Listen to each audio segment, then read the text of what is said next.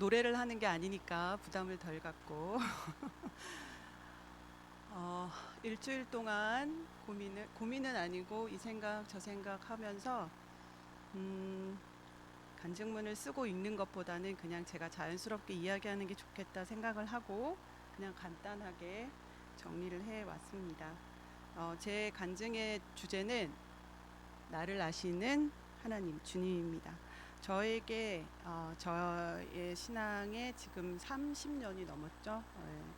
그 여정 가운데 알미라는 단어, 아신다는 단어가 제 간증의 핵심인 것 같아요. 그 시편 139편의 말씀을 여러분 나중에 찾아보시면 내가 어디서도 주께서 아신다, 내 생각을 아신다는 그 말씀이 있습니다. 저는 제주도 원주민은 아니고요. 부모님은 육지분이세요. 그래서 여기서 태어났고 일남 삼녀 중에 막내로 태어났습니다. 아버지가 제가 태어날 때 새벽까지 술을 드시고 엄마가 큰언니를 깨워서 옆집 아주머니에게 빨리 오게 해달라고 그렇게 해서 아빠는 저의 출생을 맞이하지 않으셨고 딸이라는 소식을 듣고 조금 실망하셨다는 이야기를 하셨습니다. 그래서 저의 출생 신고를 조금 늦추셨다는 출생의 비밀이 있습니다. 몇 살인지 저도 몰라요. 그렇게 막내딸이 태어났고 부모님께서 일을 나가시고 제 기억으로 혼자 있었던 시간들이 많았던 것 같아요. 제가 기억나는 가장 큰 사건은 언니가 초등학교 1학년인가 2학년인 언니가 점심 때 와서 같이 밥을 먹는데 그때는 다 아궁이에 불을 떼잖아요. 솥에다가 그 솥에 물을 어떻게 하다가 저한테 쏟아서 제가 큰 화상을 입게 됩니다.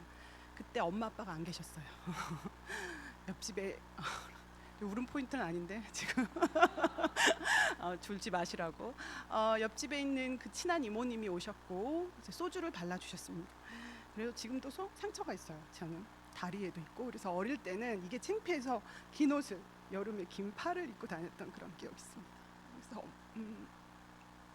울음 포인트 아닌데 그 막내 딸이라서 그런지 또 제가 가진 기질이 그런지 막내들은 알 거예요. 또 첫째들은 또 첫째에 부담이 있지만 막내들은 알아서 잘해야 돼. 좀 눈치껏 잘해야 되는 거 있어요. 엄마가 화나는 포인트 건들면 안 되고 엄마 언니 오빠들이 혼날 때 그런 걸 잘 기억했다가 나는 사랑받는 딸이 돼야지 그렇게 학습이 되는 것 같습니다. 그래서 엄마가 제가 시집 가기 전에 꼭 수술 시켜주겠다고 했거든요. 약속 안 지켜 그냥 결혼했어요 이체로. 그렇게 그 어릴 때 사진도 봐도 부모님이 바쁘셨죠. 이제 그때 부모님들이 다 그러셨던 것처럼 알아서 자라는 딸로 성장했습니다. 그러다 보니까 초등학교 때도 선생님들이 너무 예뻐하셨어요. 다 알아서 잘하니까. 오히려 그때는 선수가 네가 애들 좀 맡아줘 하고 출장을 다녀오실 정도로 옆반에 맡기지 않고 저한테 맡기실 정도로 그렇게 선생님들의 사랑을 받고 나는 알아서 잘하고 실망시키지 않고 걱정 끼치지 않는 그런 딸, 학생 이런 사람으로 자라왔던 것 같습니다. 그리고 초등학교 때를 생각하면 하나님 얘기가 아직 안 나오는데 어린 얘기를 풀다 보니까 10분 내로 끝내려고 했는데 옆집에 저희는 그 새방을 빌려줬는데 교회를 나가셨어요. 서문교회라고 지금도 있어요. 그 교회에 나가시는 집사님이 저를 데리고 교회를 나가셨는데 저희 집은 이제 그냥 불교 집안이었는데 저를 데리고 이제 주일학교라는 것을 갖고 제 기억에 제가 헤롯왕을 했던 기억이 있습니다. 거기서 그 성탄절에. 근데 신앙이 있어서 간 건 아니고 그냥 옆집 이모가 가자고 해서 갔었고 한동안 교회를 나가지 않다가 초등학교 4학년 때 제 옆자리에 친구가 왔는데 그때 그 친구가 제가 처음 이제 친구의 아빠가 오셔가지고 저를 손잡고 우리 사라 잘 부탁한다. 이름이 사라였어요. 이제 목사님 가정이 이제 전학을 왔고 제가 그 목사님이 저 손을 잡고 사라 잘 부탁해 이 말을 듣고 잘 도와줘야겠구나 생각을 했고 그게 인연이 돼서 제가 그 저희 집 근처에 있는 용담에 있는 한신교회라고 그 기장이죠. 그 교회를 친구 따라 이렇게 가게 됐고, 뭐 워낙 목사님이 또 사라가 저랑 동갑이었고 사라는 큰딸이었기 때문에 우리 큰딸 왔다 이렇게 너무 예뻐해 주셨어요. 그렇게 지내고 교회를 다녔지만 신앙이 있었던 건 아니에요. 믿음이 있었던 거는 아니었고, 초등학교 4학년 때부터 그 교회를 나아갔지만 그냥 왔다 갔다 하는 그 정도였던 것 같아요. 그리고 저희는 믿는 집이 아니었기 때문에 헌금을 할 수 없잖아요. 그래서 주일학교 선생님이 저한테 돈을 주셨던 기억이 나요. 헌금하라고. 그 선생님 갑자기 감사한 마음이 또 저는 좀, 우리 남편이 여기 없어서 그런데 맨날 자기 얘기하면서 운다고, 그런 성격인데, 아무튼간 중학교가 됐습니다. 초등학교도 아주 그렇게 그냥 무난하게 지내고 걱정 없이 그냥 잘하는 딸, 잘하는 학생으로 이렇게 지내다가 중학교를 갔는데 사춘기가 시작이 되면서 그 어릴 때부터 내재했던 그런 외로움들이 많이 몰려왔어요. 사람들 앞에 드러내지는 않았지만 그런 깊은 외로움, 중학생이 무슨 깊은 외로움이 있었겠냐마는, 그런 좀 나를 알아주는 사람이 없구나, 그 안다라는 그거에 되게 많이 꽂혔던 것 같아요. 난 참 외롭다, 외로운 존재다. 부모님도 내 마음을 몰라, 친구들도 내 마음을 몰라. 그래서 그런 혼란의 시기를 겪는 중에 중등부에서 그 교회를 계속 다녔으니까 수련회를 가게 됐어요. 여름 수련회 갔는데 제가 신앙은 없었지만 그 학생회에서 총무인가 뭐 회계인가 뭔가 석인가를 맡았어요. 그래서 교회 또 잘 안 나갔는데 뭔가 임원이었는데 그 수련회 준비하는 과정에서 제가 뭐 잘 참여도 안 했죠. 그랬는데 그 임원 언니가 전화 와서, 선수가 너 그렇게 하면 안 돼, 임원인데 너 그렇게 하면 안 되라고 저한테 따끔하게 이렇게 뭐라고 하는 거예요. 그래서 그런가? 그러면 알겠어요라고 해서 수련회까지 갔습니다.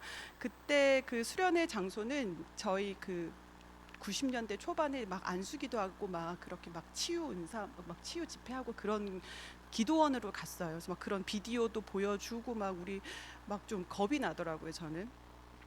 그래서 첫째 날, 둘째 날까지 수련회 그냥 프로그램 참여하고 막 사람들 기도할 때 막 우는 학생들, 막 언니 오빠들 막 그렇게 기도하는 제 모습을 보면서 왜 울지? 미친 거 아니야? 왜 우는 거야? 라고 생각하면서 저는 가만히 있었어요. 저는 그때까지도 신앙이 없었으니까 막 이상한 그 집회 보여주지, 막 기도하지, 막 울지, 막 그러는데 저는 아무런 생각도 느낌도 없이 시간이 빨리 가달라는 그런 마음의 그런 원함을 가지고서 그 시간들을 보냈는데, 마지막 날 저녁에 하나님이 저를 찾아와 주셨습니다.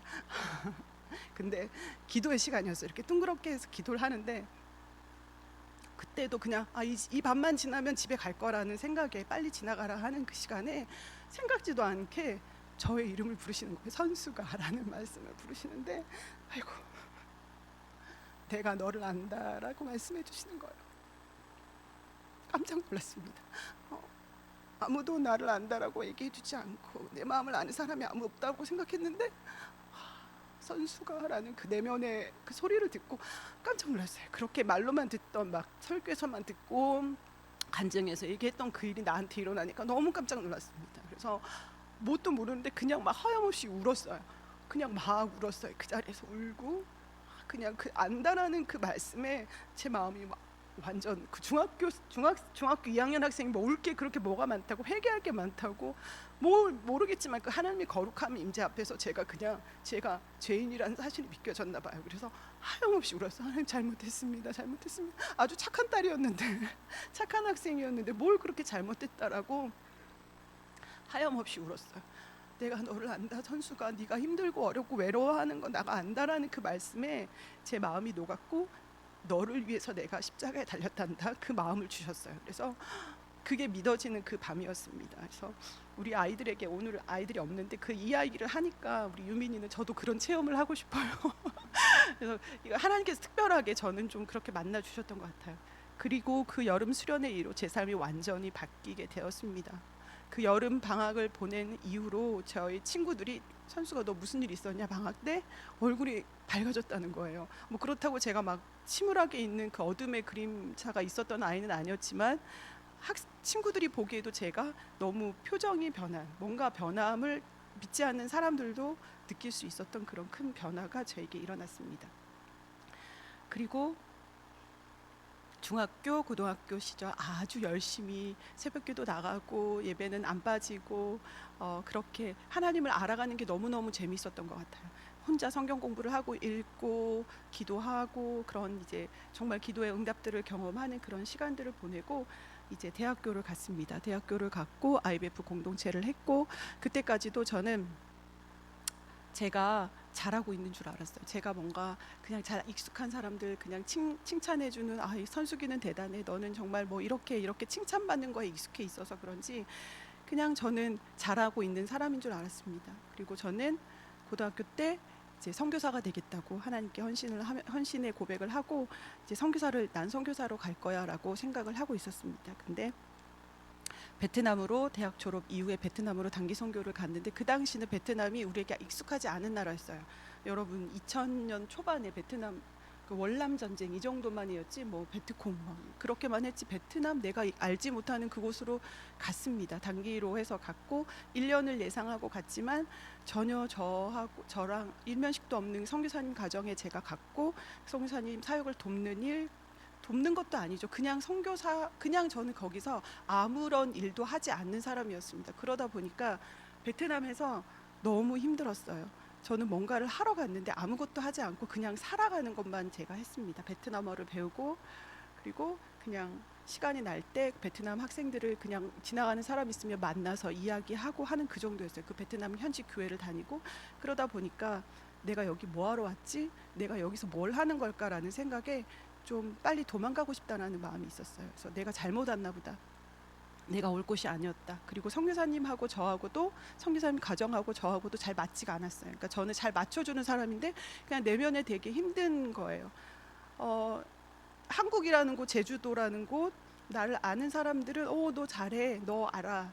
그냥 내가 뭘 하지 않아도 익숙한 곳이었어요. 근데 그곳에서 나를 증명하는 게 내가 인정받는 건 내가 어떠한 사람이라는 것들이 그 사람들은 저를 모르는 거잖아요. 그리고 또 낯선 곳이었고 그분들과 맞춰가는 것이 정말 힘들었습니다. 그래서 도망치듯이 저한테 1년 있으라고 했는데 7개월 만에 제가 도망치듯이 아니요, 저 돌아갈래요 라고 이야기를 하고 이제 비행기를 타고 한국으로 돌아왔습니다. 그때 기분은 나는 실패한 사람이다라는 생각이었어요.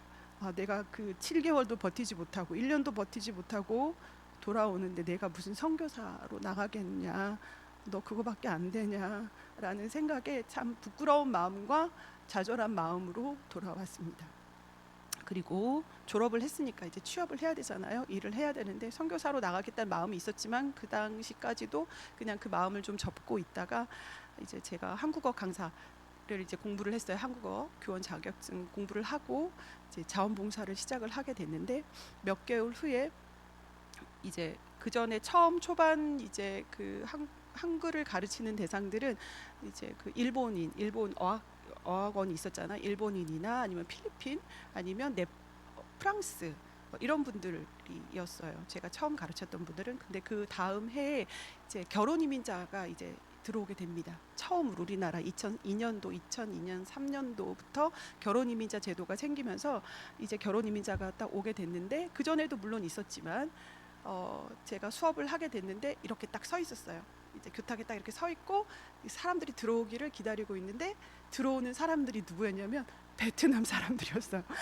제가 소름이 베트남 이주 여성들이 싹 들어오는데 하나님 깜짝 놀란 거예요. 1년 아니야 6개월 이후에 제가 베트남 사람을 다시 만날 줄이야.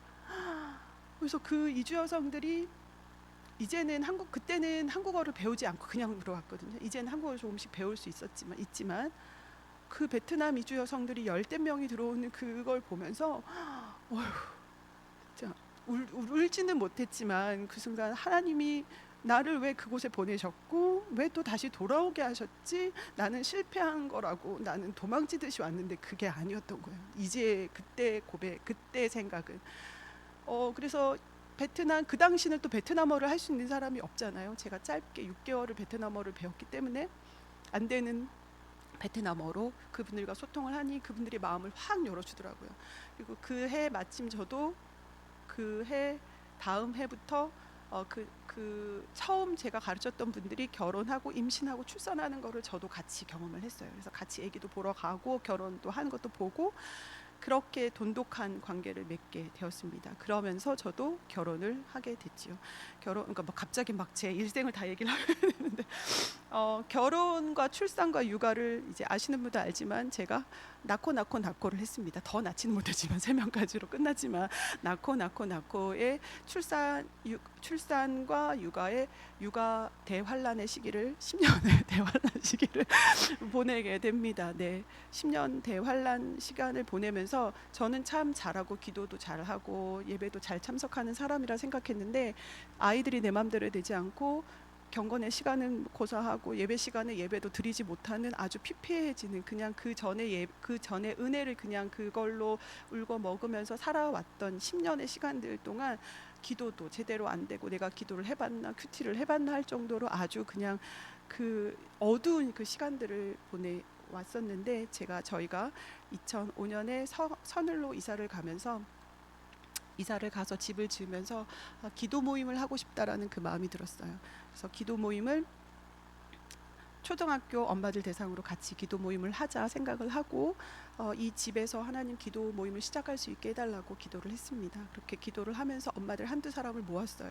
그렇게 하면서 기도 모임을 10년 동안 이어왔습니다. 그래서 제가 이제 애들이 졸업하고 난 다음에는 하지 않았지만 그렇게 하면서 육아의 10년의 그 환란 시간만큼 하나님께서 그 기도의 자리에 내가 학교를 위해서 기도해야지 했는데 그 기도의 자리에 하나님이 또 저를 부르시는 거예요. 그래서 회복의 은혜를 주셨고 내가 교회를 위해서 내가 학교를 위해서 기도하는 게 중요한 게 아니라 하나님이 나를 다시 부르시는구나. 기도의 자리로 나를 예배의 자리로 다시 부르시는구나 라는 것들을 알게 되었고 하나님이 또 저를 계속해서 만져주셨고 그래서 회복의 시간들을 지나고 있었습니다.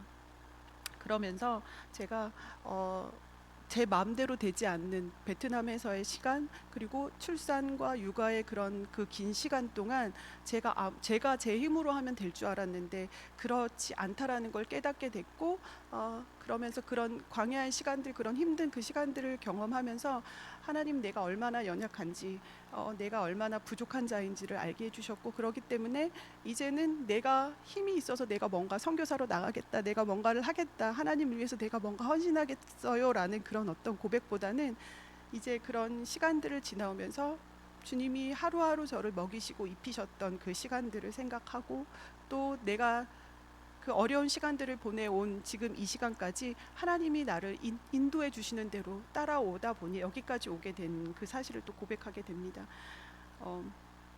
그래서 저는 10대, 20대 초중반까지는 제가 제 힘으로 뭔가를 하려고 했었다면 그 이후로 지금까지는 조금 힘을 빼게 하시는 것 같아요. 내가 잘났기 때문에 내가 뭔가를 잘 할 수 있기 때문에 내가 해야지라는 게 아니라 그냥 하나님이 인도해 주시는 대로 하나님이 이끄시는 대로 이 자리까지 오게 되었고 그래서 제가 생각지도 않았던 공부도 하게 되었고 지금 이렇게 일을 또 하게 되면서 사람들이 질문해요. 왜 공부를 해요? 왜 뭐 하려고 해요? 근데 믿지 않는 사람들한테 제가 할 수 있는 말은 없어요. 그냥 어떻게 하다 보니 여기까지 왔어요. 근데 저는 여러분에게 해줄 수 있는 말은 뭐냐면 하나님이 그냥 시키신 대로 이끄시는 대로 저는 그냥 이렇게 하루하루를 따라왔습니다. 어린 시절 저는 제가 하면 다 잘할 수 있을 거라 생각했어요. 그런데 시간이 지나면서 내 힘을 빼고 하나님이 이끄시는 대로 하나님이 인도해 주시는 대로 그냥 하루하루를 살아가는 게 믿음의 삶이구나. 꼭 선교사로 내가 나가지 않더라도 이곳에서 아이들을 키우면서 또 내가 만나는 사람들에게 복음을 전하는 삶 그렇게 하나님을 입술로 말하지 않지만 삶으로 드러내는 삶을 하나님께서 원하시는구나 라고 이끌어 주신다는 그 고백을 여러분과 함께 나누고 싶었습니다. 저에게 처음 다가오셔서 말씀하셨던 내가 너를 안다라고 말씀하셨던 주님께서 시편 139편 말씀과 함께 우리가 어디를 가든 내가 어디 있든 내가 무슨 생각을 하든 내가 좌절하고 어렵고 고난 가운데 있고 광야 같은 그 시간들을 보내고 아무것도 할 수 없는 그 순간에도 하나님은 길을 여시고 준비해 주고 계셨다는 사실 그리고 내 생각보다 크신 하나님을 함께 고백하고 나누고 싶었습니다. 그게 저에게 특별하신 하나님이 아니라 여러분과도 함께 하시는 하나님이시기 때문에 여러분의 이름을 부르시고 여러분을 아시는 그 주님을 의지하시는 여러분이 되시고 그분을 닮아가는 우리 사랑숨결 교회 성도님들이 되셨으면 좋겠습니다. 원래는 같이 찬양을 나누려고 했는데 길어져서 네 나를 하나님의 부르심에는 뭐죠? 실수하심이 없네. 후회하심이 없네. 제가 네. 나중에 꼭 한번 찾아보시고 함께 은혜 나누셨으면 좋겠습니다. 감사합니다.